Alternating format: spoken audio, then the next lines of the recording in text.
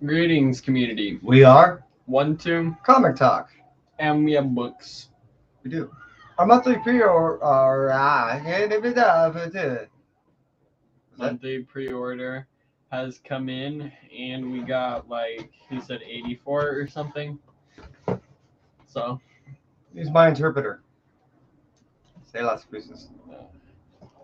jump right Hope you had a great holiday, everybody. And yeah, as Kai made mention, we're gonna kind of jump right in.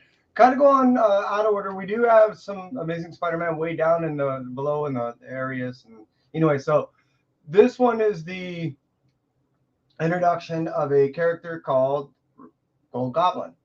So I kind of doubled up on some of these.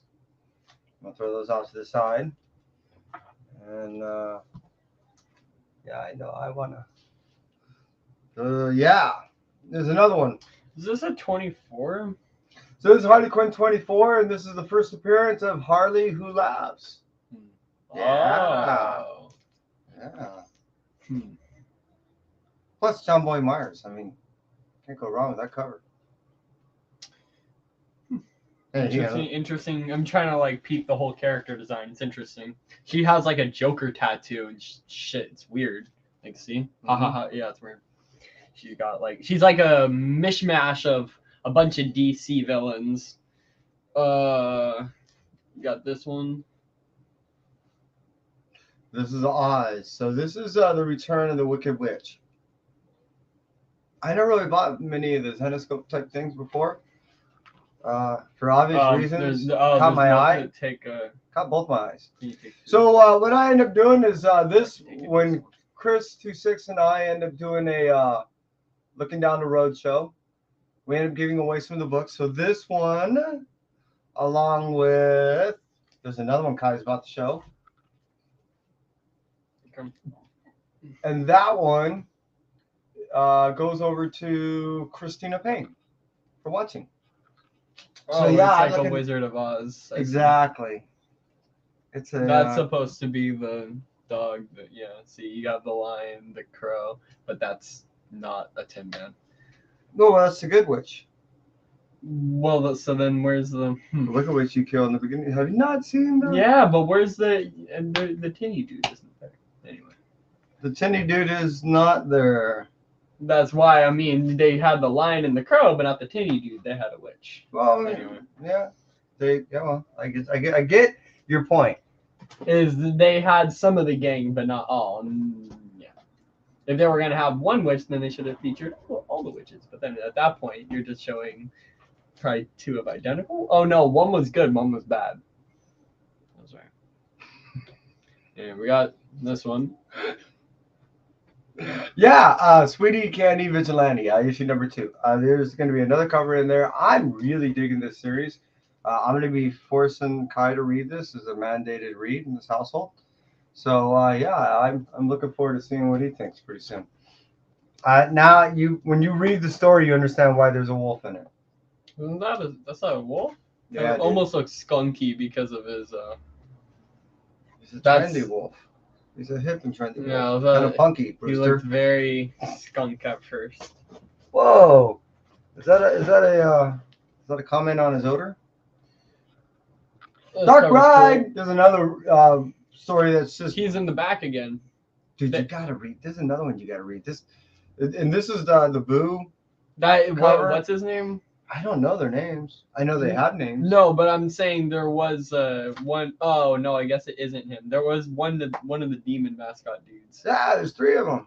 Oh, and he is one of them. The other guy's on the other side. And at the end of the first issue, they take Homeboy for a ride. This is such an awesome series. I only obviously got to read the first issue. This is issue number 2. The way it ended, the tidbits I got to receive throughout the story, that's first introduced all the way up to, I think, a couple tidbits of issue number 3. This is such a fun ride. So dark, so humorous, so twisted, so awesome. Moving down the road, speaking of dark, Stuff of Nightmares, issue number 2. Yeah, if I recall, this is this is R.L. Stein, you know, kind of playing a little bit heavier than it normally does, but it's still typical R.L. Stein, and it's a good read. It's like the floating head. How old is he now? God, he's got 970. I don't really know. Probably in his 520s. He's older than me. I'm like 498. So, Boogeyman issue number 2. We're coming up the line of number 2s here. Believe me, these number 2s are not stinky. These are great number 2s. They smell great, and these stories are cool, man. They all have a very unique horror aspect to the storyline.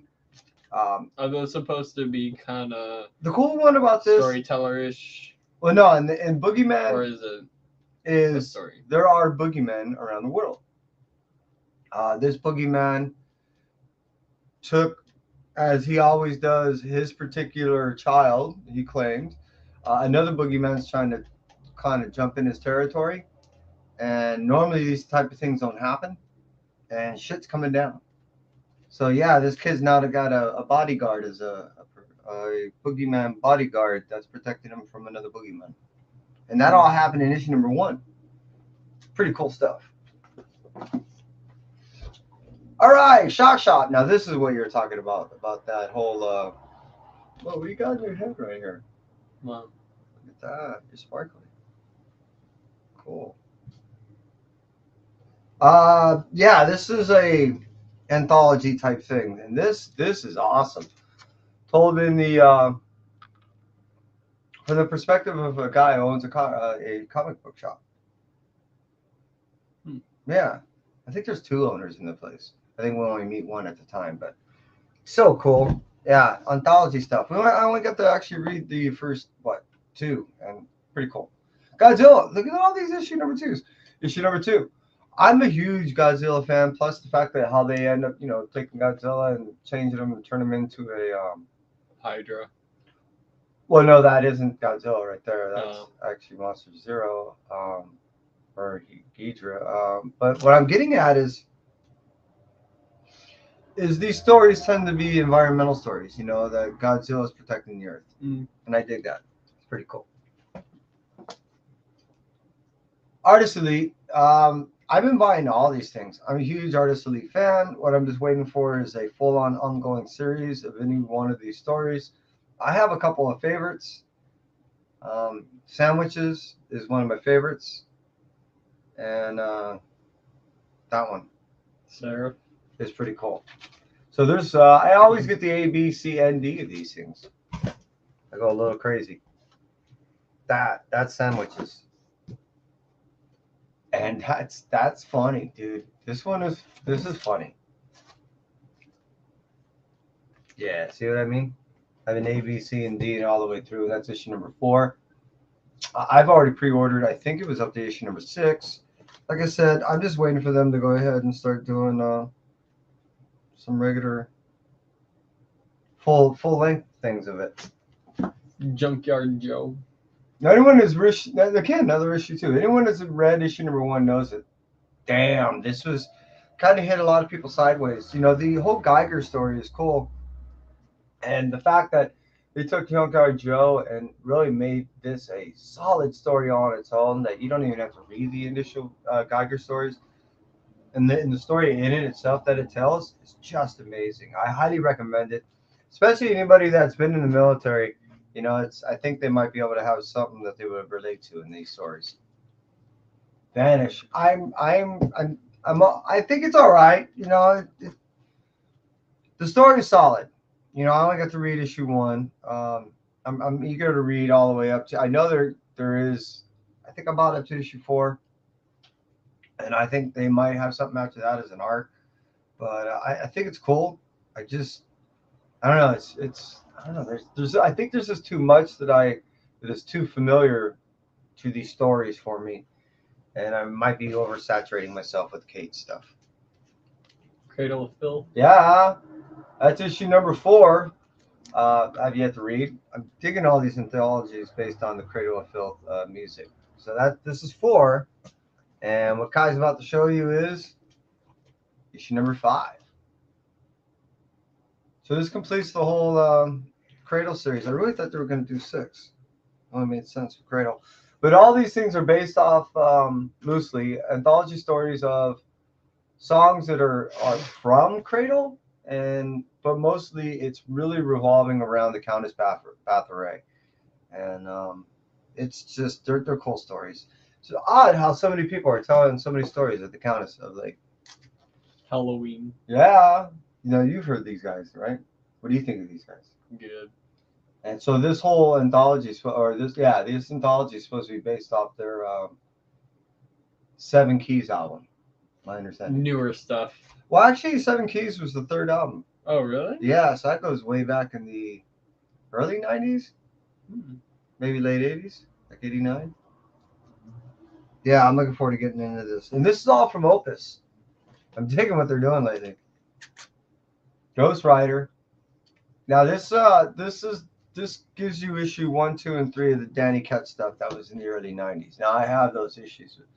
They're all signed by Javier, and I almost kind of don't want to get back into it. So, haha.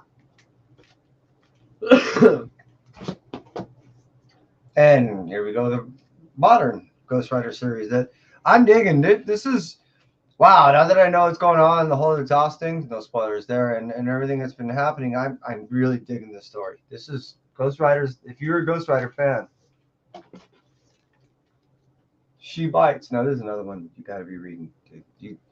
So 134-year-old vampire that's trapped in a 9-year-old body is limited to some of the things that she can do, obviously, because she's trapped in a 9-year-old body.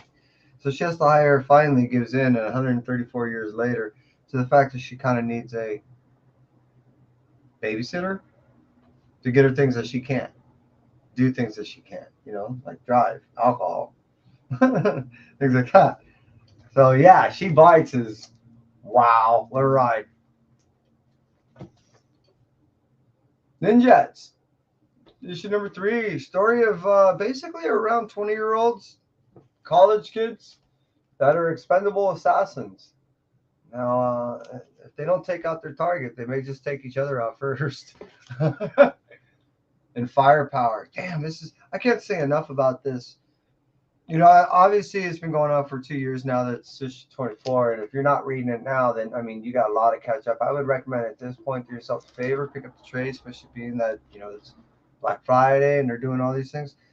If you're into a whole fantasy martial arty thing and flying, dragons and stuff, oh my God. Kirkman is knocking it out of the park with this one. TMMT, dig the Saturday morning stuff. I'm going to A and B this all the way through. This is fun. This just takes me all the way back as a kid. Well, I was an old kid. But, yeah, this is cool stuff. Oh, yeah, you know what? I think I got some eBay stuff happening.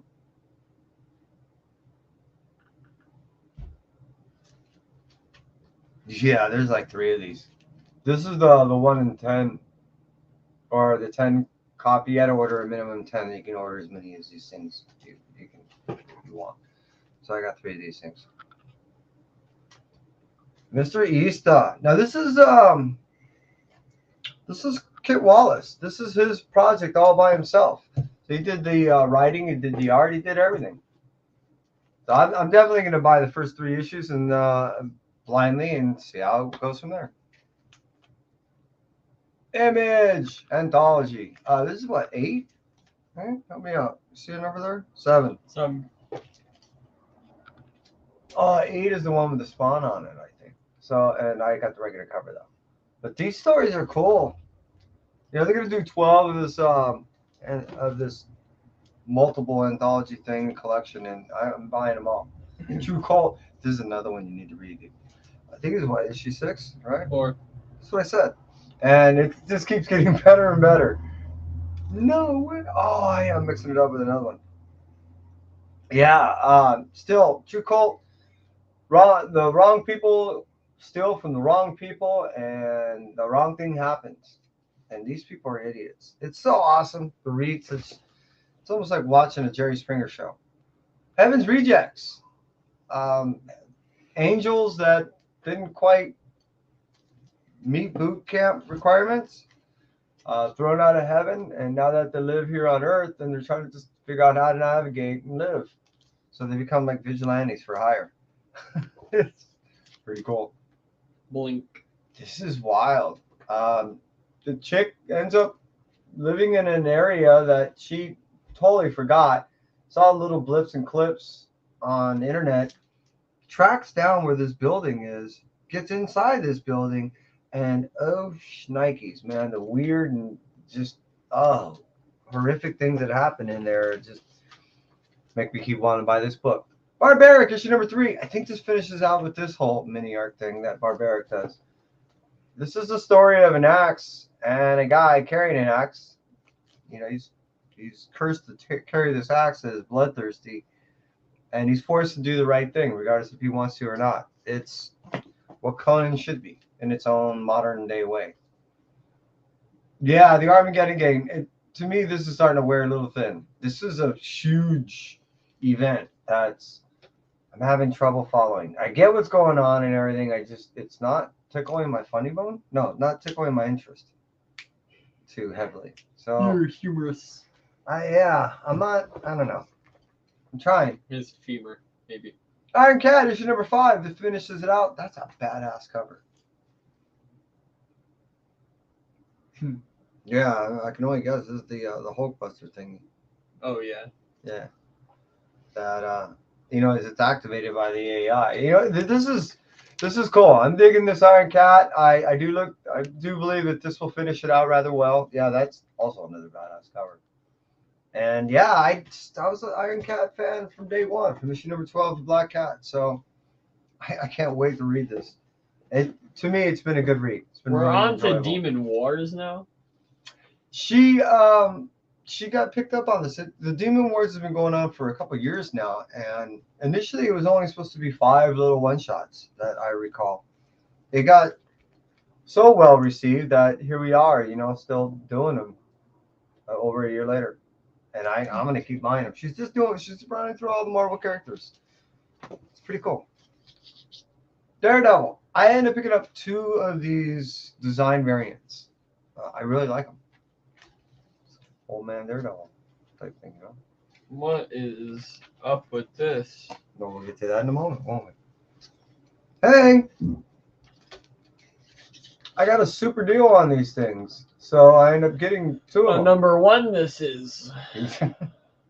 A 10-in-1 variant it is, too. Oh, wow. Yeah. So, yeah, this is a ratio thing. Protect it, we must. And I got such a deal on it, I just had to get 2. There was 3 there. I was like, no, I'm going to leave one for someone, especially as inexpensive as it was. Now, this, I ended up buying really cheap, got contacted. They're saying, we apologize, but this commemorative book, we can't sell you as cheap as we did. We have to hit you up. Do you mind paying a couple bucks more? I said, it's fine. It almost feels like it's metal, huh? You feel that? No, I guess not. I was going to say, It's definitely wrapped. It's solid in there. It's almost like Christmas. You want to kind of guess what's in the package? So this is open it? Dude, I got the original 30-year-old versions of this that are still wrapped in the original wrapping like this. I got 2 black ones and 1 white one. I see. Inside of it has an armband and like stickers and all kinds of cool stuff. Do you want to rip those open? Gotcha. No, I'm serious, dude. I kind of do. I never did back in the day. Everyone was walking around with them, so I was all unmissed. Now, I do have the original book that you can still read, too. Like I think I have a newsstand version and a regular 2nd edition. But especially with the bag like that, you look at the bag. The whole idea, yeah, it was a collector's, and I definitely want to get it. They contacted me and they go, you know how cheap you got it? I said, yeah. They go, we got to charge you 5 times more. I went, what? Okay. Hulk 10. Yeah, Hulk 10. Alien Hulk thing? I don't know. I'm still digging it. It's been a fun read. It's been enjoyable. It's been cool. Let's see after. Trash. This is another new thing out of Dynamite that I've been digging. I talked to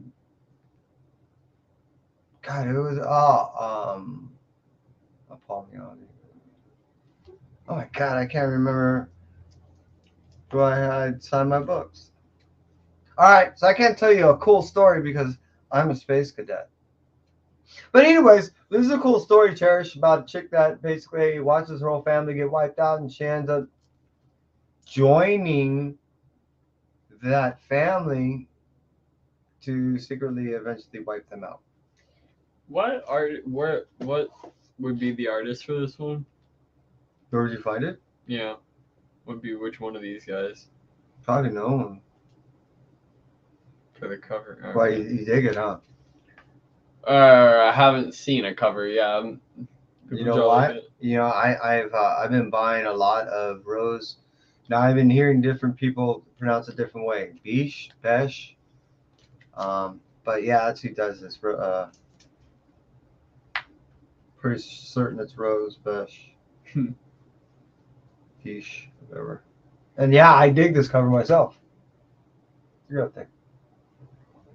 I'm a huge Punchline fan. I'm liking what they do. I've already read this about one of the 1 in 25s. I read it, and it's cool. I don't know. I like Punchline. I think she's a long-term player. I think she's someone's going to be around. I hope Miracle Molly is too. So I'm buying this whole miniseries, and so far I like this issue. Yeah, I went a little nuts. I'm glad that they're making an attempt to go ahead and integrate Wildcats into the DC universe. So we're gonna see how this turns out. I'm looking forward to see what they do. I knew with Batman, what is that, 101 or something like that, when they had Grifter on there, that they're gonna end up doing something eventually with Wildcats. And I think if they take enough time to develop a Wildcats, good storyline, they'll be fine. Now, eventually, what I'll end up doing is I'll end up giving out one of these things. We got 3. I got a good deal. So, yeah. I'm a foil person. Foilage. I'll put these up top so we don't crush some foiled imprints into anything. Now, I'm a big Monkey Prince fan. To me, this is a great addition to the DC universe. So, I've been loving every issue. I'm looking forward to every issue that comes out. So, Monkey Prince is really, really a fun read.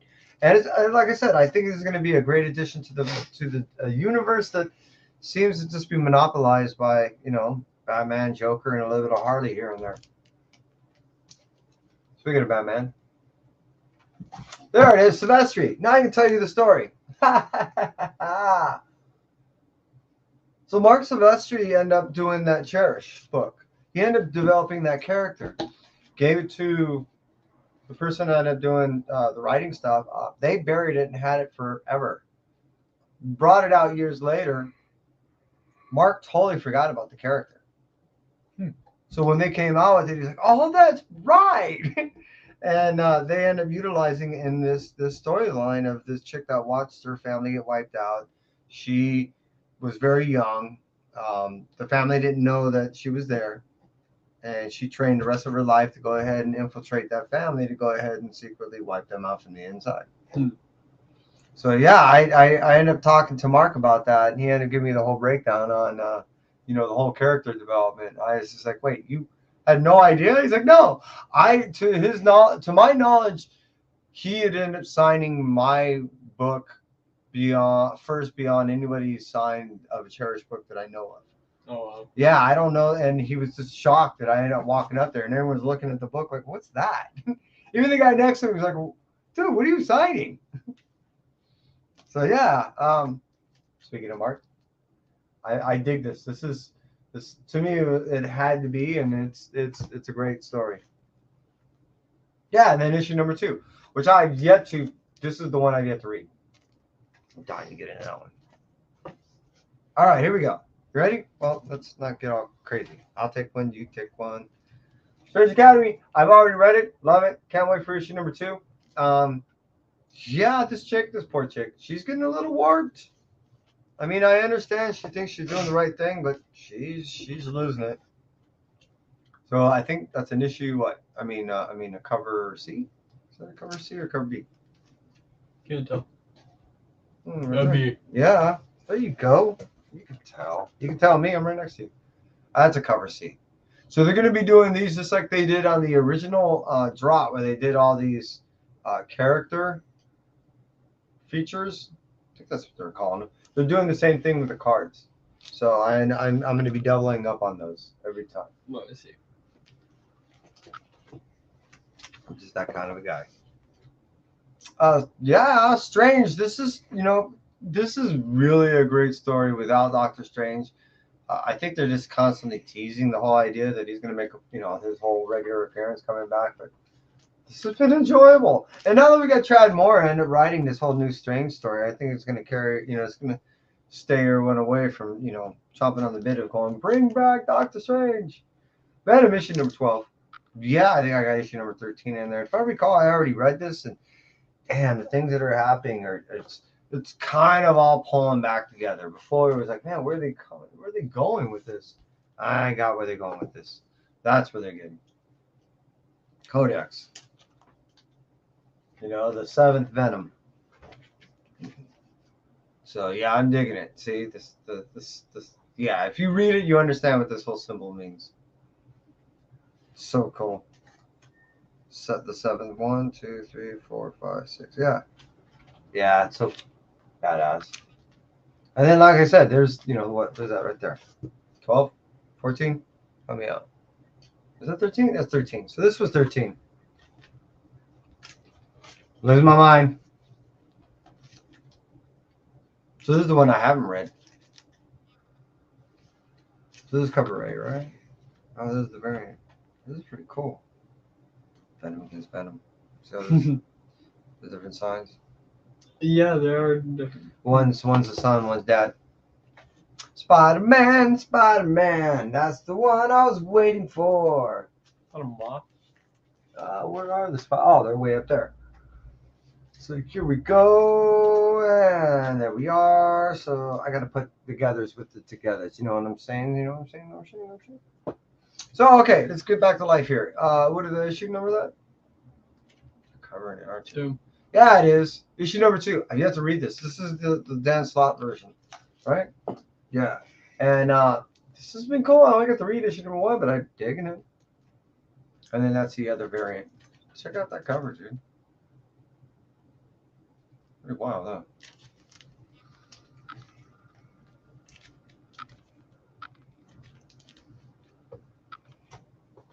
Also Spider-Man. Yeah, now that's also different though. So that's it's the same book, but that's the local comic shop day book. So there's Miles, there should be 2 of them in there.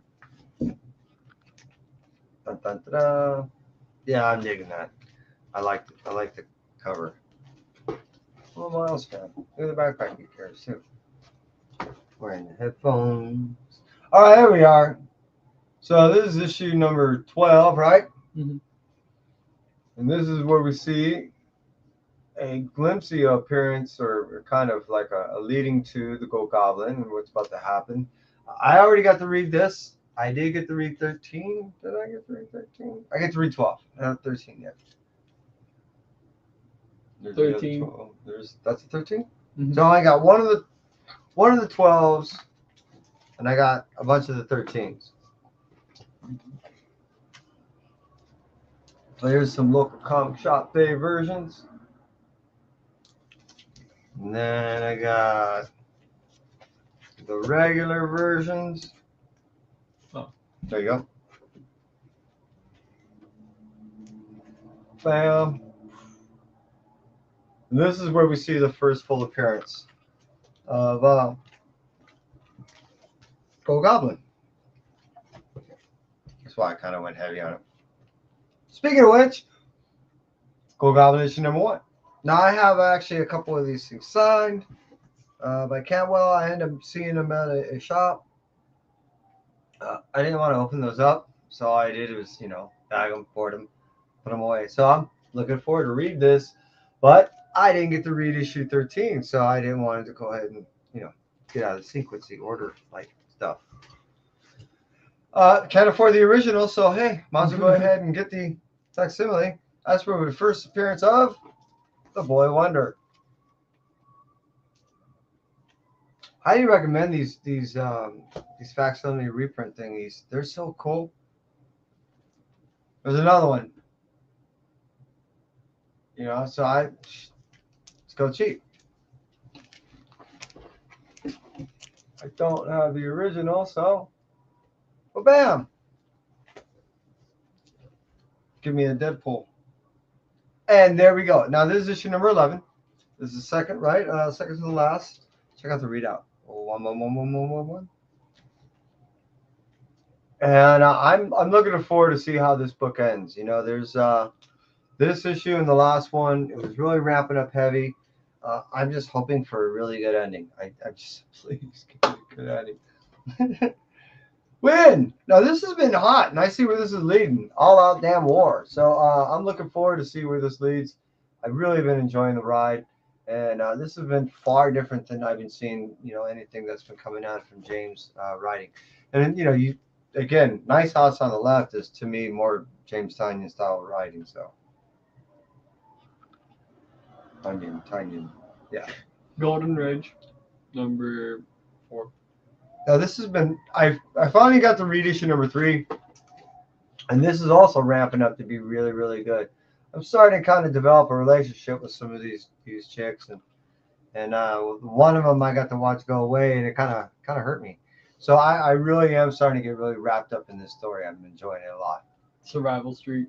There we go. This is finishing it off. This is what I've been waiting for, and this has been. Talk about trying to make a very poignant statement about our society that we presently live in or where it's presently heading. And damn, it's been hard to look in the mirror at times at this book, and it's nothing short of just wow. Hey, Cap. Say, Cap. Little Monsters 7. Did you put them in there? You didn't put them in. Yeah. Now this I think this finishes out the arc. Or starts here. I can't remember how that worked out. But this has also been really, really good. This has been awesome. Just an amazing read. You know, when you kind of take the consideration of what would happen to, you know, kids if they were turning into vampires. Yeah, that would be pretty screwed up to live a life like this. And it does offer a pretty neat perspective. So it's a really enjoyable read. Does that hit us all? Yes.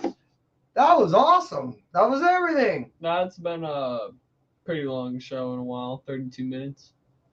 It is, somewhat. And, you know, we had a lot of books. So you got your eye on anything you're ready to read? Couple? I'll have to sift through it all. All right. Well, I think that's pretty much it from us. 1, 2. Comic Talk. Thank you all for watching. Take care. See you guys in the next one.